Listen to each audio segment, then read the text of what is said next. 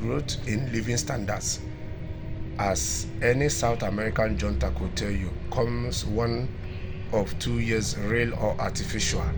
The real things is the product of getting more people into work, embracing technology and reducing efficiency, but all manner of sleight of hand can conjure its illusion.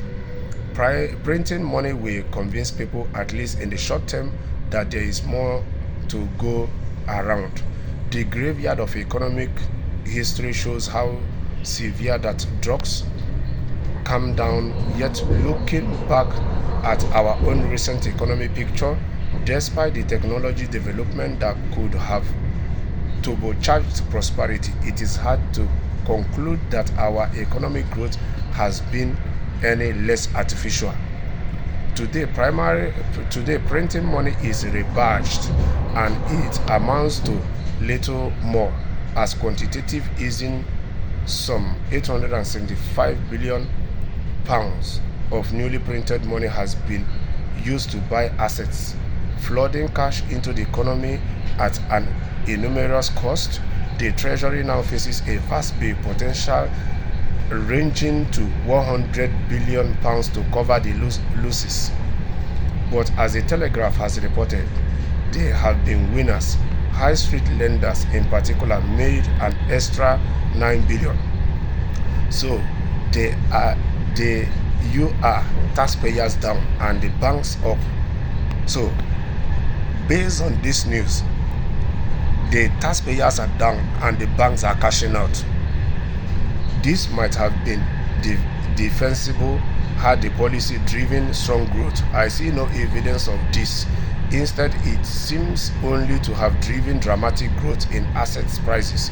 The British money supply has been greatly expanded, devaluing the salaries of British workers to the great benefit of British banks.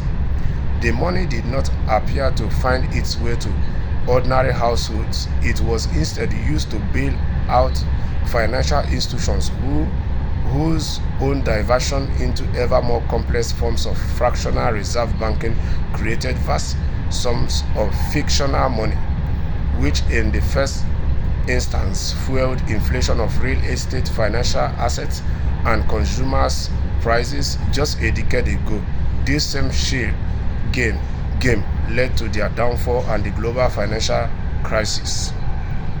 So apparently, you see what is playing out. Yes. So as day draws by, the debates are going to start in early July. It is high time that the British voters are supposed to be asking all the leaders of every political parties the right questions. In as much as you're cutting migration, how do you hope to fill up the labor shortages you're having? How are you planning to implement policies that will be increasing salaries every year? Yes, we are in modern age. We have internet there.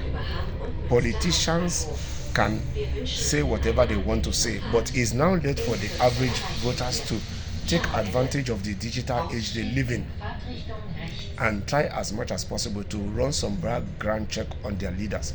What kind of people are they? Do they walk their talk, or do they just talk because they think they know how to talk to get votes?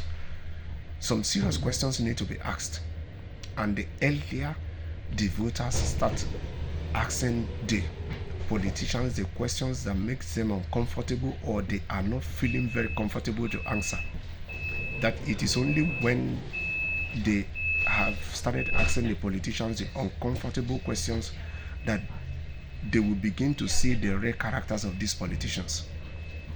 Yes, because a politician is just like a businessman. They know how to talk. They know how to talk you into buying their products, and that is exactly what the politicians are good in doing. So the younger generations have to make use of the tools that are at their fingertips to get information, to be well informed about their country's policies, about the kind of people that is representing them at the helm of affairs. Because the earlier they do that, it is only then that they will begin to cast their votes better and begin to get people in there that will implement policies that will affect their lives positively.